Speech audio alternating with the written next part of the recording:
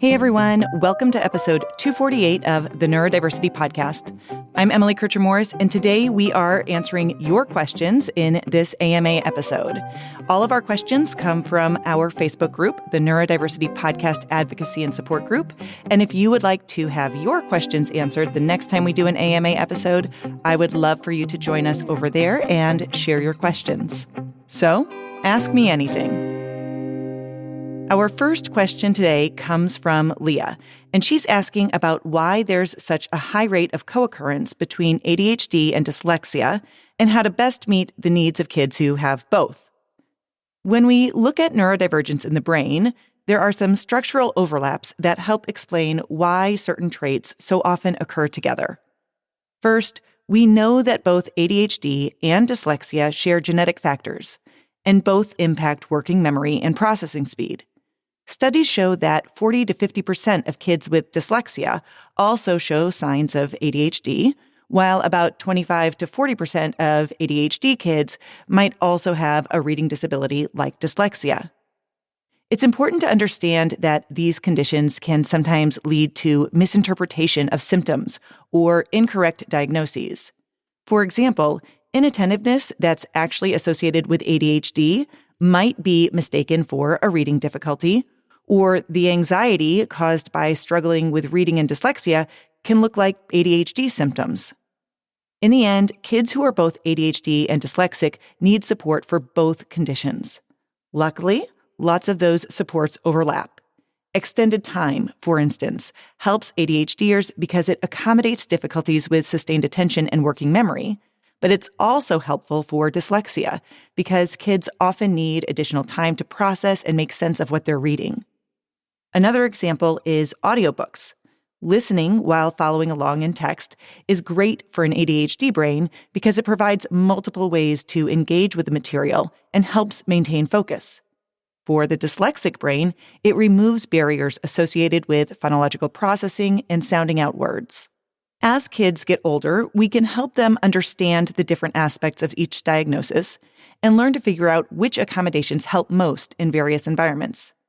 For adults who are both ADHD and dyslexic, these conditions can cause significant challenges in the workplace, depending on the environment. Having options for completing tasks and maintaining open communication with colleagues about helpful supports, like asking a trusted colleague to proofread work that might have mistakes due to dyslexia that were then missed during editing because of ADHD, can help reduce the impact of these challenges. Regina asks about how to help kids become comfortable with the word disability.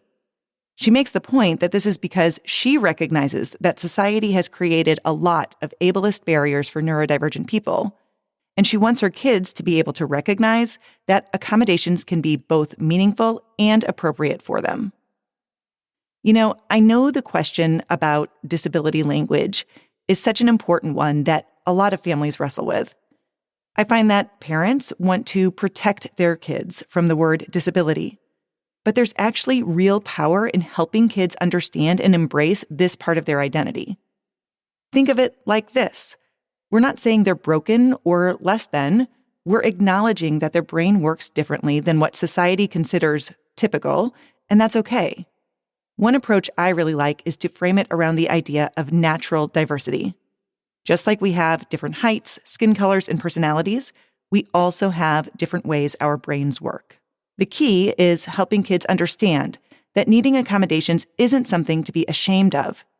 It's about having the right tools to show what they're capable of. I often use the glasses analogy. If somebody needs glasses to see clearly, we don't expect them to just try harder to see without them. The same goes for academic or social accommodations. When we're open about using the word disability, while simultaneously celebrating their strengths and unique perspectives, we help kids develop a healthy sense of self-advocacy and pride in who they are. Jen asks about discussing giftedness with anxious kids, and this is definitely tricky territory. Some gifted kids who are anxious may be prone to perfectionism, so we want to be really thoughtful about how we frame this. As much as you might try to avoid praising intelligence with statements like, "You're so smart," or "You're such a quick learner," These are messages that bright kids pick up from school or society in general. There's no point in denying what they can figure out on their own just by being in a classroom. I really like to approach giftedness as something that's neither better than or less than, just different. Everyone has things that come easily and things that come harder. Let's think about connecting the idea of giftedness with the things that are harder for them. Maybe it's sports or art or speaking in front of people or staying organized. Whatever that might be, we can recognize that this is a difference, a type of variability that's normal and comes with benefits and drawbacks. Some possible benefits: it's easier to learn new academic material. Possible drawbacks: you might get easily frustrated if new academic skills don't come easily. For all of our neurodivergent kids, normalizing their differences is a big part of destigmatizing neurodivergence in general. Beth wants to know about the next steps for parents and guardians when they're denied a Section 504 plan for a child who's been diagnosed in the community by a medical doctor or a psychologist. Beth's question about next steps after a Section 504 plan denial is one I hear frequently, and I know it can feel really overwhelming. First, I want to make sure parents know that they have the right to appeal the decision and request a written explanation for the denial. Document everything. Every email, every meeting, every observation about your child's needs. Sometimes schools deny 504s because they don't have a clear picture of how the disability impacts the child. And sometimes this is because the child is masking, but it's drastically impacting their life in ways that aren't always visible in the classroom. If you're facing a denial, here's what I would recommend. First, get the specific reasons for denial in writing. Gather additional documentation from outside providers who work with your child about exactly how they are impacted by their diagnosis. A Section 504 plan is primarily looking for something that impacts a major life activity, something that can include thinking or concentrating or learning or communicating. The Office of Civil Rights, which is the federal agency who oversees 504 plans, has documentation about what these major life activities might be on their website. Then think about connecting with a special education advocate or learning about your state's specific procedures for appeals. Remember that to qualify for a Section 504 plan, a student doesn't need to show educational impact. That only applies to an individualized education program. And if the school tries to tell you otherwise, they're wrong. A Section 504 plan is about a disability that substantially impacts a major life activity. And the impact has to be considered as if there were no supports or other mitigating effects in place. That means that if a child takes medication or is already getting some informal supports, you have to view the impact on their life as if those things weren't in place. I know how hard it is when the school throws up roadblocks, but just keep asking those questions and advocating for your child.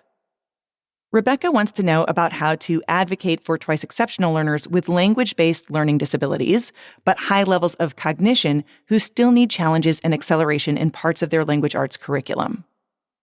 This is actually a perfect example of why we need to move away from one-size-fits-all approaches in education. A student might struggle with reading mechanics due to dyslexia, but still have the cognitive ability to engage with complex literature and ideas. The key is separating the mechanics of reading and writing from the ability to engage with and analyze content. I'd start by gathering data that shows the gap between cognitive abilities and performance on language-based tasks, and document examples of high-level comprehension and analysis when those barriers were removed, like through audiobooks or verbal discussions. Sometimes, especially at the middle and high school levels, schools will suggest that students should opt out of the honors or AP-level classes, but we need to remind them that accommodations should be available across the board, and that denying access to an appropriately challenging curriculum is not an accommodation. A few ideas for possible accommodations might be requesting specific supports that allow access to grade level or above content while supporting areas of difficulty with text-to-speech or speech-to-text or oral assessments, or working with teachers to develop assignments that let students demonstrate their understanding in multiple ways. Our goal is helping educators understand that these students need both support and challenge. It's not an either-or situation. A student might need basic decoding support while simultaneously being ready for advanced literature discussion groups. This might mean using audiobooks for complex texts while continuing to work on fundamental reading skills, or using speech-to-text technology to express advanced ideas while building handwriting skills. We can be creative with how we find ways to support these learners. Andrea wants to know if a student with dyslexia, dyscalculia, and ADHD will be successful in college-level calculus classes without accommodations. While anything is possible, I really want to challenge the idea that we should avoid using accommodations that could help us be successful. Think about it this way. If someone has the intellectual capacity to understand complex calculus concepts, but struggles with the mechanics due to dyscalculia or attention challenges, why would we want to make that journey harder? Disability support services at the college might provide things like extended time or separate testing environments or the use of calculators for basic computations so the student can focus on higher-level concepts. I often tell my clients that accommodations aren't about making things easier. They're about removing unnecessary barriers so you can show what you actually know. It's like giving someone who needs glasses their prescription lenses before taking a driving test. We want to measure their driving ability, not their visual acuity. And of course, there shouldn't be any preclusion of coursework based on any of those diagnoses, regardless of whether or not accommodations are offered. Colette is curious about how to help a middle school-aged kid who's diagnosed as autistic, has a 504 plan with a lot of accommodations, but still struggles to advocate for those accommodations. When I'm working with neurodivergent teens who are resistant to using their accommodations, I first try to understand the why behind their resistance. Are they feeling embarrassed about appearing different from peers? Do they think it's unfair to use those accommodations? Are they unsure about how to approach their teachers? Each of those reasons requires a different approach. So let's start by looking at their track record. Have they used any accommodations successfully in the past? If so, what worked and what didn't? This can help identify which accommodations might be the most impactful and comfortable for them to use. Rather than trying to implement everything at once, pick just one or two accommodations that the student feels comfortable with and that would make the biggest difference. For example, if extended time on assignments is available, let's focus on helping them use that effectively before adding other accommodations. Think about their communication preferences too. Some students do better advocating verbally, while others prefer email. You might start by drafting emails together, first from the parent's account and then moving to the student's account, gradually building their independence and confidence. This independence becomes crucial for college because accommodations work really differently. At the university level, students have to independently schedule their extended test time or communicate with professors and manage their accommodation needs. Professors are not going to chase them down. It is entirely on the student to advocate for themselves. For twice exceptional students specifically, there's often an added layer of complexity because they know they have this high ability. They think to themselves, this should be easy. And when it's not, they get stuck. Society often implies that if they just tried harder or were more motivated, everything would fall into place. We need to help them reframe accommodations not as a crutch, but as tools that level the playing field and allow them to show their true capabilities. One effective approach is helping them focus on learning objectives. Ask them, what is the real goal of this assignment? Is it to show how well you manage time, or is it to demonstrate your understanding of the content? If it's about content mastery, which usually it is, then using accommodations like extended time allows them to show what they truly know and can do, even if it takes them longer to demonstrate it. Remember that building these self-advocacy skills takes time, but it's an essential part of helping neurodivergent students succeed, not just in elementary, middle, and high school, but also in their future academic and professional lives. Rebecca asks about behavior charts. She wrote, "We know behavior clip charts aren't neurodiversity affirming, but as parents, we can't prevent schools from using them. What are some tips for how parents can talk to kids about this at home to minimize the effects on neurodivergent kids?" So my first suggestion here is to push back on the idea that parents can't prevent schools from using them. While you might not be able to entirely eliminate their use, you may have more success with targeting how they're used, or making some modifications. First of all, I'd strongly question any behavior chart system that's public where other kids can see it. This only instills shame for the kids who are either constantly being reprimanded or the kids whose points are always lagging behind. Second, I'd suggest that the behavior chart is tied to a very specific behavior or goal that's unique to what an individual student needs to improve. We actually did this with my son when he was in first grade. 2 weeks into school, he was coming home and saying he didn't want to go to school anymore. After some digging, we discovered it was because he kept coming home with orange and red days because he was getting in trouble. After meeting with the teacher, we decided that the colors of his days would be explicitly tied to one skill we all, including my son, agreed would be helpful: completing his morning work. The little twist that made this relevant was that my son was responsible for scoring himself, based on how well he implemented using the chart we created that listed the specific steps he needed to take to improve this area. We removed the power hierarchy and shifted the responsibility for self-monitoring to my son. It made a huge difference, and gradually we were able to work on other areas of self-regulation too. But let's say the school won't budge on the behavior chart thing. How can you talk to your child about how to understand it? I'd start by talking to them and acknowledging that the system isn't perfect and doesn't measure their worth or intelligence. Emphasize that different brains work differently, and what's easy for some kids might be harder for others. Let them know that you're much more interested in their efforts and strategies that they use, rather than the color they ended up on or how many points they earned. Talk to them about their own meaningful goals that matter more than the clip chart, and help them see the progress they make as they improve in those areas. And lastly, focus on their successes. What was the thing they did that day that made them feel proud? Fabiana is trying to figure out how she can help her neurodivergent teenager to understand and decode neuronormative communication.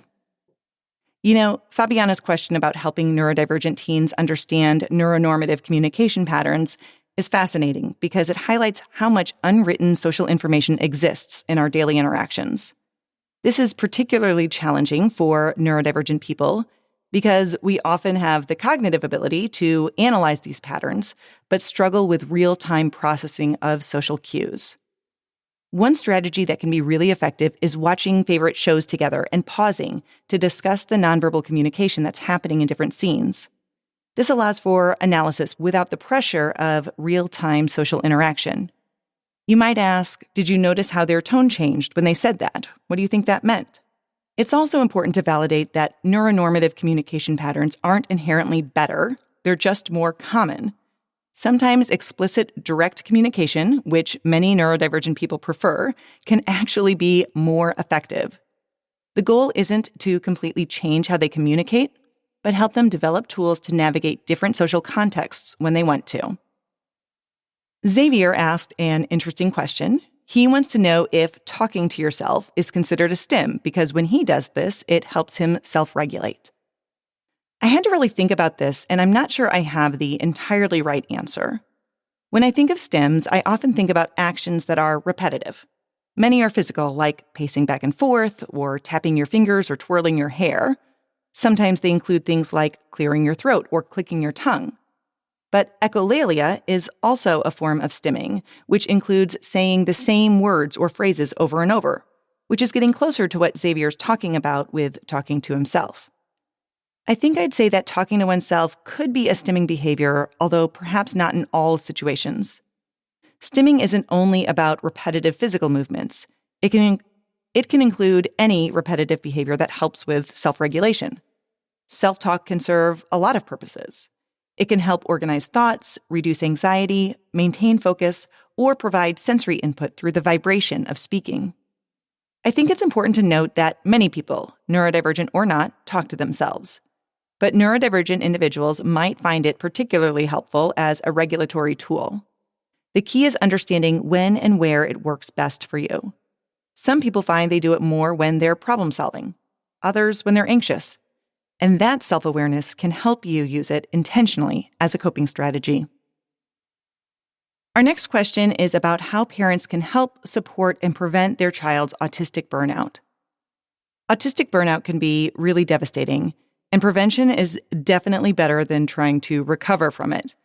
Think of it like managing a battery that has different charging and draining rates than most people's. One thing that can help parents navigate burnout includes learning to recognize early warning signs.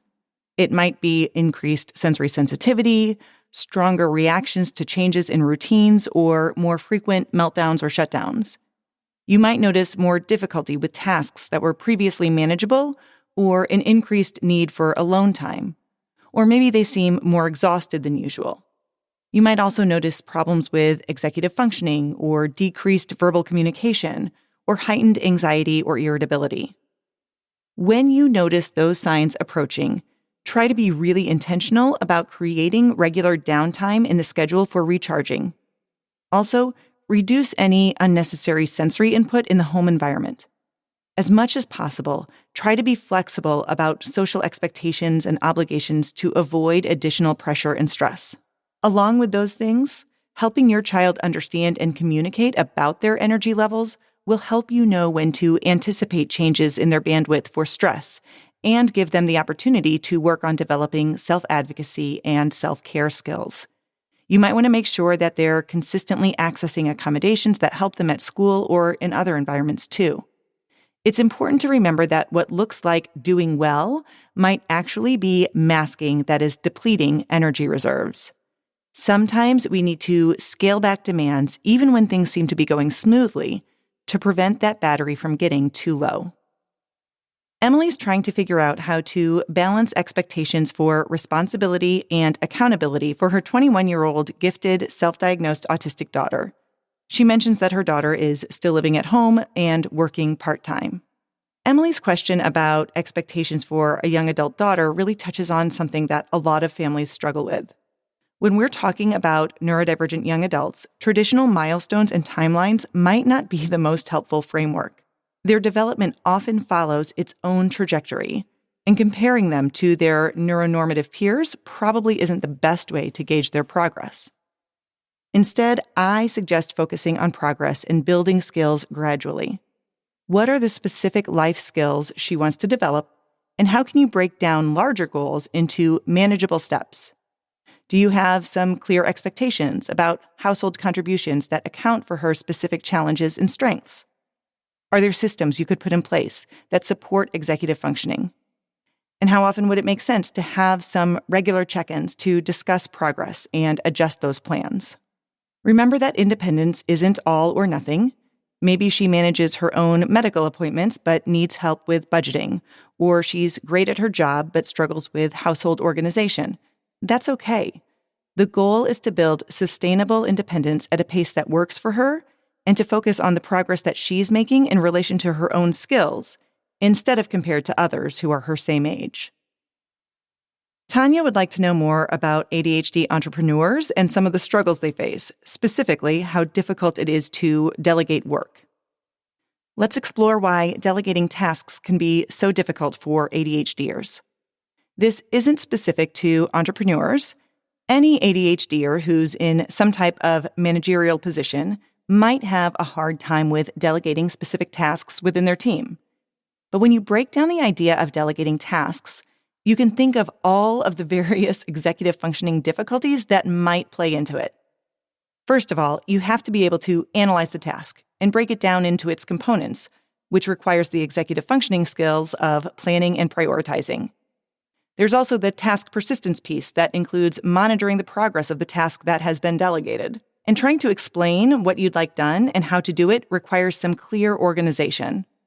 And that doesn't even include finding the time to assess and make a plan for delegating that task.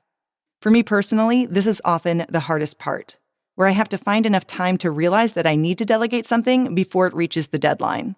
I'd suggest starting with the tasks that are recurring and delegating those. Something that has helped me in the past has been making the decision about what task it is I want to delegate, and as I'm doing it myself, being really intentional about noticing what steps I'm taking. I'll start a process document and add things as they occur to me as I walk myself through that process multiple times. This way, I find that I'm not missing anything along the way. I find this is much better than sitting down and trying to mentally walk myself through the steps and remembering each step along the way. Once you have this document, go through it with the person who will be responsible for completing the task. Go through each individual step and make sure the steps are clear. How often has something seemed really obvious in our own head, but it doesn't translate to what makes sense to someone else? There's also this aspect of delegating that comes down to the fact that many ADHDers compensate for their areas of difficulty with perfectionism. It doesn't do any good to delegate a task and then have to go back and do it yourself. Maybe start with delegating some small, low-risk tasks, both to build your skills with communicating about your expectations and to build the trust in the person who is working on the tasks for you. Just to muddy the waters a little bit, I think it's fair to recognize that the role of rejection sensitivity can also play into delegating tasks. Even when you've hired someone to do a certain task, both the act of giving the direct instructions and the aspect of giving feedback on revisions can trigger the fear associated with the possibility of rejection. Sometimes it can feel easier to just do something ourselves rather than risk getting negative feedback. This is one of those situations where I feel that being really open about those worries actually helps to negate them. Let your team know how hard it is for you to give feedback and approach it with an attitude of collaboration and growth. Our last question for today comes from Anouk. Anouk would like some ideas about how to explain neurodiversity affirming approaches to providers when they're not aware of what that might look like. Anouk's question about advocating for neurodiversity affirming approaches with providers is so important because it really speaks to the broader need for systemic change. When working with providers who aren't familiar with neurodiversity affirming approaches, I find it helpful to frame things in terms of outcomes and evidence-based practice. As you're having some of these conversations, you might start off by sharing specific examples of how neurodiversity affirming approaches have benefited your family and being really explicit about what being neurodiversity affirming means to you. There are two statements that I feel really capture this. The first one is one that I frequently use. Being neurodiversity affirming is about working with someone's brain instead of against it. The second one is from Dr. Robert Jason Grant, who created Play Therapy. His approach to neurodiversity affirming therapy is that his goal isn't to change who the person is, but to help them get what they want and need in a way that works for them. You can, of course, provide research articles or podcasts, hint, hint, to help guide their process. We also have the Neurodiversity University Therapist Hub that offers monthly continuing education to therapists, but there are other online continuing education options too. Remember that you're not just advocating for your family. You're helping to create change that will benefit others too. Sometimes providers are more open to learning when they realize that this approach can help them better serve all of their clients. So that's everything. That's our AMA. I appreciate everyone who submitted your questions, and thanks for listening. I'm Emily Kircher-Morris, and I'll see you next time on the Neurodiversity Podcast.